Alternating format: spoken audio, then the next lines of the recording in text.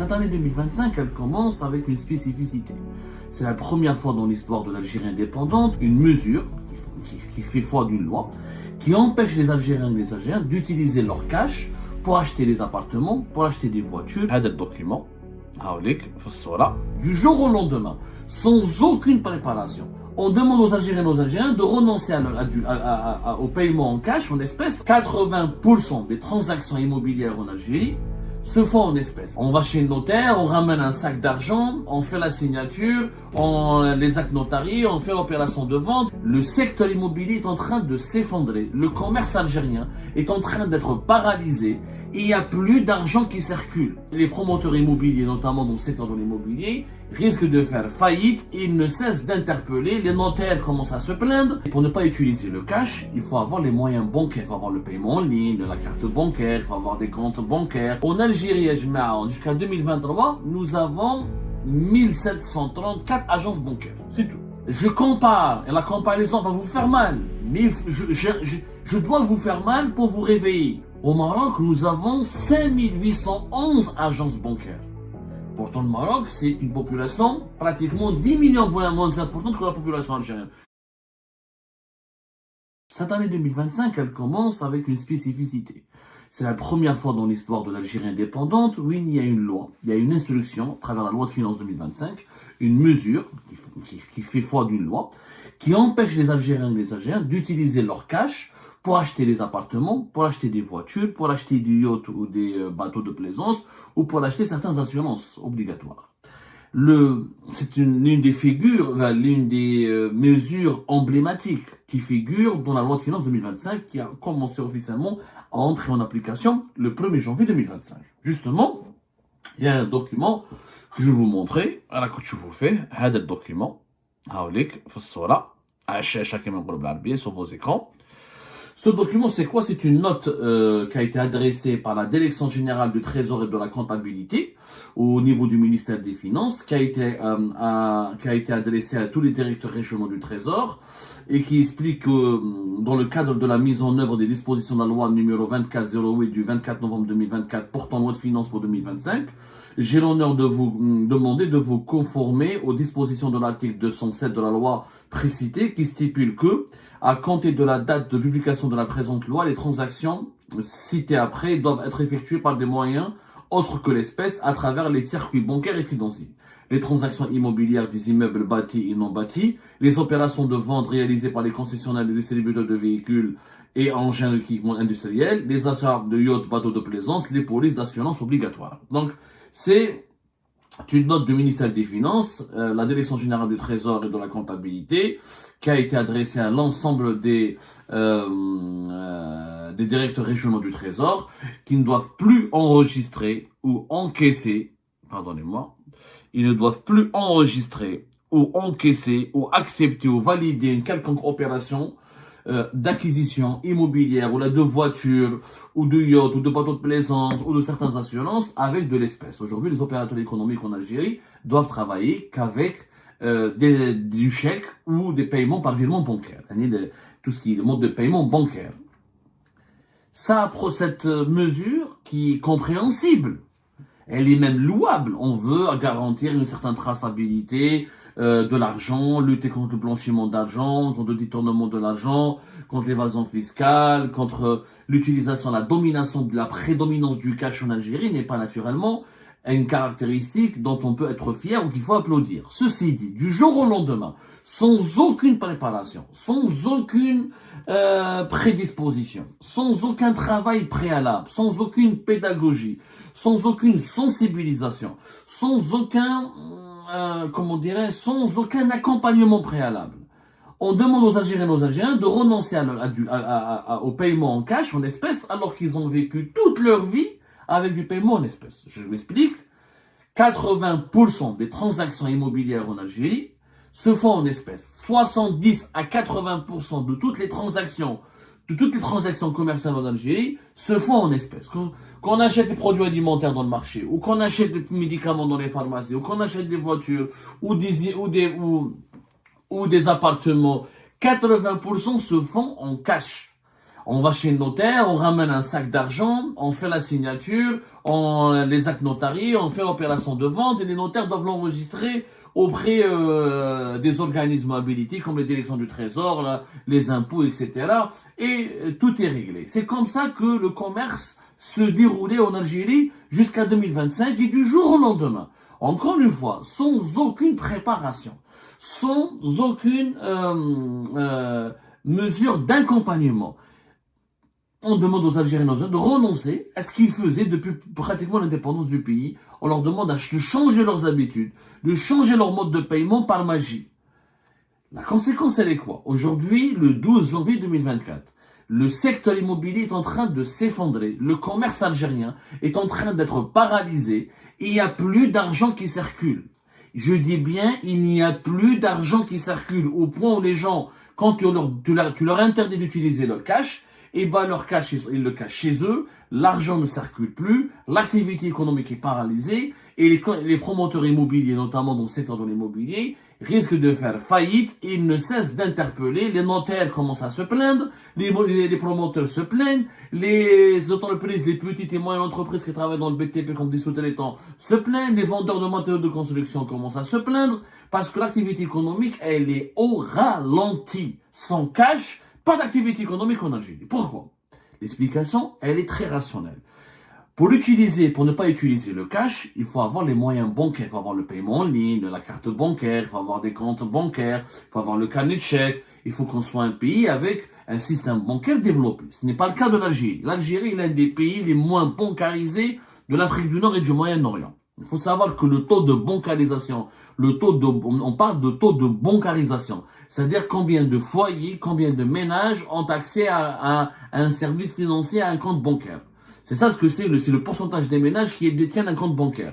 C'est ça le taux de bancarisation. Le taux de bancarisation en Algérie, il est de même de 44%. Il est uniquement de 44%, c'est-à-dire même pas plus que la moitié, pratiquement presque 60% de la population algérienne n'a pas un compte bancaire, n'a pas accès à un service bancaire, n'utilise pas le service bancaire ou le service financier bancaire classique pour ses opérations de commerce ou les opérations de paiement ou là pour les achats des produits quotidiens. Pour vivre au quotidien, on n'utilise pas le compte, des comptes bancaires. Voilà, les Algériens n'ont pas beaucoup de comptes bancaires parce qu'on a un secteur bancaire catastrophique. Nous avons un nombre d'agences bancaires extrêmement faible. En Algérie, jusqu'à 2023, nous avons 1734 agences bancaires. C'est tout.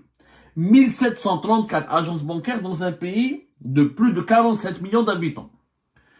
Trouvez-vous ça logique? 1734 agences bancaires, c'est tout. Je compare, et la comparaison va vous faire mal, mais je dois vous faire mal pour vous réveiller. Parce que les dirigeants, ceux qui ont imaginé cette loi, ceux qui ont imposé cette loi, avec une telle brutalité, avec une telle impréparation, sont des inconscients. La preuve, au Maroc, nous avons 5811 agences bancaires. Pourtant, le Maroc, c'est une population pratiquement 10 millions moins importante que la population algérienne. Au Maroc, ils sont entre 38 et 39 millions. Nous sommes à 47 millions. 5811 agences bancaires. En Maroc jusqu'en 2023. En Tunisie, je fous la Tunisie. En Tunisie, c'est un pays géographiquement, démographiquement beaucoup plus petit. C'est pratiquement une wilaya. Dans le territoire algérien de la Tunisie, c'est 12 millions d'habitants. C'est pas l'Algérie, c'est 47 millions. Ils ont 2041 agences bancaires. Je dis bien 2041 agences bancaires. Plus que l'Algérie de 47 millions. L'Algérie, c'est un pays continent. Nous n'avons pas assez de banques. Nous n'avons pas assez d'agences bancaires. Il y a des wilayas entières dans les grandes villes. À Alger, pour trouver une banque, il faut sortir, prendre la voiture, se garer, trouver où se garer, faire la queue. Les agences bancaires, comment elles sont gérées? Catastrophique. Pour avoir un carnet de chèque, il faut attendre 1 mois ou 2 mois. Pour avoir la carte bancaire, il faut attendre 2 mois ou 3 mois. Les guichets, c'est bien, on est mal accueilli. Tu déposes de l'argent, c'est même pas ton argent, tu sais même pas quand tu peux le retirer. La prestation de service, elle est catastrophique. Le secteur bancaire algérien catastrophique. D'ailleurs, en 2020, on nous a promis des banques privées. Elles sont où ces banques privées? Il y a aujourd'hui des banques en Algérie, des banques internationales, mais c'est des filiales de banques internationales. Je ne fais un mot mleh. Sinon, le réseau bancaire en Algérie est dominé par des banques étatiques. Je dis bien, c'est la BEA, la BNA, le CPA, la BDL, la BADR. C'est ça le réseau. C'est les banques étatiques. Nous avons 21 banques, plus exactement en Algérie. 21 banques. C'est très peu. C'est très très peu. Nous avons besoin de plus de banques. On a dit 1000 fois, on a besoin de créer. Nous avons un réseau financier, un réseau bancaire extrêmement sous-développé. Extrêmement sous-développé, par rapport à des pays africains et arabes. On ne se compare pas aux pays maroujous. On ne va pas se comparer avec les pays développés, les pays européens, ou là, les pays asiatiques, ou là, les pays émergents. Là, je n'ose même pas cette comparaison, mais parce que ça va nous faire mal au cœur. Ça va nous faire vraiment mal au cœur. Donc, en l'absence de réseau bancaire développé à travers le territoire national, en l'absence de, comment dirais-je, en l'absence d'un nombre de banques structurellement bien développées à travers le pays, face à un réseau bancaire ou face à un marché bancaire ultra dominé par les grandes banques étatiques qui sont des caisses et qui sont largement déficitaires ou qui fonctionnent mal. Quand elles sont pas déficitaires, leurs comptes comptables, leurs comptes sociaux, leurs bilans sont très opaques et marqués par les scandales de corruption, la mauvaise gestion, le manque de rentabilité. Et nous avons que 20 banques, 21 et 8 établissements financiers. Comment voulez-vous qu'on renonce au cash? Comment voulez-vous que la population renonce au cash? Mais c'est impossible. Et qu'est-ce qui se passe aujourd'hui? Ok. Maintenant, imaginons que les Algériens et les Algériens vont prendre leur mal en patience et vont accepter d'aller subir la mauvaise gestion, le dysfonctionnement, la bureaucratie de leur banque, etc. C'est que quand on va aller déposer son cash, par exemple, je veux acheter mon appartement à 3-4 milliards, je dois aller déposer ce cash dans une banque, ouvrir un compte bancaire et payer le nouvel appartement par un carnet de chèques. Qu'est-ce qui se passe? Le problème, il est où? Non seulement on n'a rien fait pour développer le secteur bancaire et le nombre des agences bancaires, la modernisation de nos banques et la création de nouvelles banques privées nationales, par exemple, pour étoffer le secteur bancaire, c'est quand tu vas déposer ton cash, tu risques des soucis.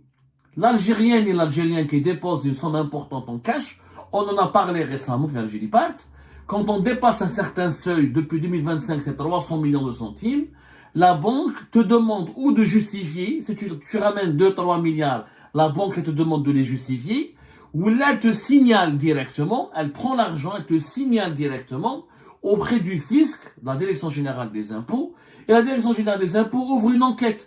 Ils te font une enquête fiscale.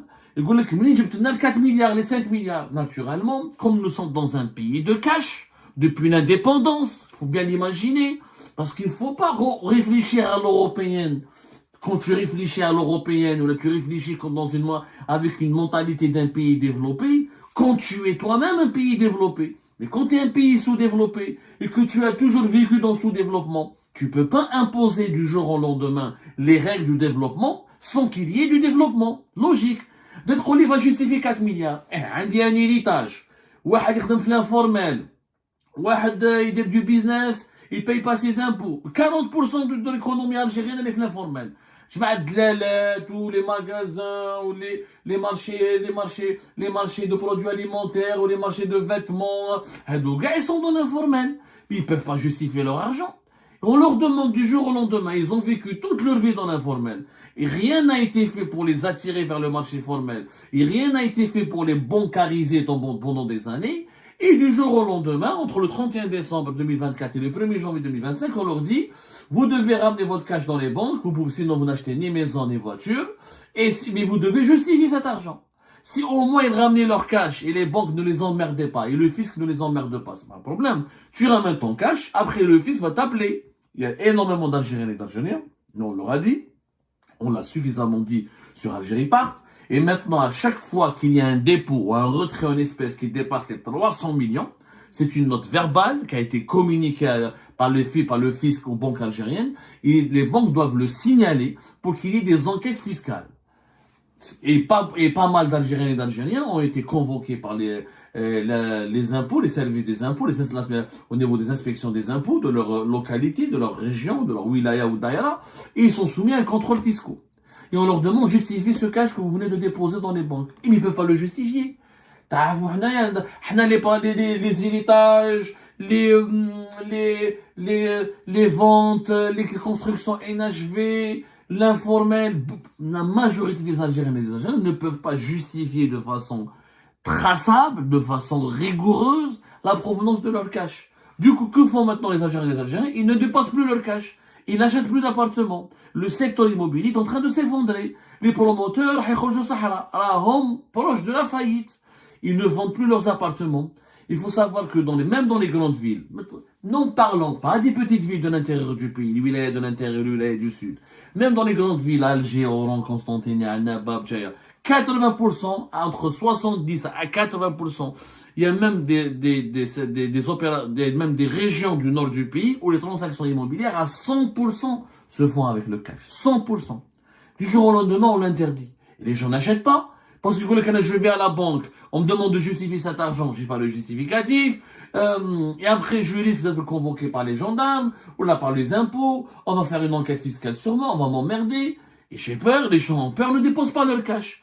Qu'est-ce qui s'est passé? Les banques n'ont pas récupéré le cash, les promoteurs n'ont pas vendu leurs appartements et n'ont pas récupéré leur argent, les fabricants de ces appartements, parce que le promoteur il n'est que le vendeur, mais l'appartement quand il est créé, quand il est fabriqué, quand il est construit, il y a les entreprises étrangères, les Chinois et les Turcs qui les construisent, ou les entreprises nationales, les sous-traitants, les vendeurs de faïence, le vendeur de marbre, le vendeur de meubles, les vendeurs c'est toute une économie, le BTP. Le vendeur du bois, le vendeur du ciment, gars, ils seront pas payés. Parce que le promoteur, souvent, ils payent pas la totalité de leur charge à la fin de leur chantier, où ils attendent de vendre leurs appartements pour s'acquitter de toutes les factures. Ils peuvent pas s'acquitter de toutes leurs factures parce qu'ils n'arrivent pas à vendre leurs appartements. Ils n'encaissent pas leur argent. Du coup, le cash, l'argent, cette mesure anti-cash du régime algérien a provoqué une pénurie du cash. Il n'y a plus d'argent dans le marché. Les gens qui ont de l'argent ne veulent pas les placer dans les banques parce qu'ils ont peur que les banques et le fisc leur courent après, parce que depuis 2023, ça a commencé en 2022 et 2023 et ça s'est aggravé en 2024, il y a plein d'enquêtes fiscales, les enquêtes des gendarmes, les enquêtes de la police. Dès que quelqu'un est riche ou manifeste des signes de richesse, il est soumis automatiquement à une enquête parce qu'il est soupçonné d'être ou il fait du blanchiment d'argent, ou il fait de la spéculation, ou c'est un baron d'informel, ou c'est un trafiquant de drogue. On soupçonne toute personne qui est riche d'avoir commis des infractions. Du coup, on a fermé le système économique, on a verrouillé le pays, le cash ne circule plus comme avant, le cash est caché, les gens, qu'est-ce qu'ils font de cash? Ils achètent de l'euro, ils achètent des devises pour constituer des économies en euros. Il y a tellement de demandes sur l'euro que l'euro reste très élevé, il a dépassé les 250 déjà. Il est à la fin du mois de décembre, il avait redescendu un peu. Ensuite, là, il remonte. Il a redépassé, il a atteint encore une fois la barre de 253. Il va redépasser la barre de 255 à la vente. Donc, les gens, on n'en a pas du tout pour personne. On a profité de cette loi, de cette mesure trop barbare, trop brutale. Je dis bien trop brutale.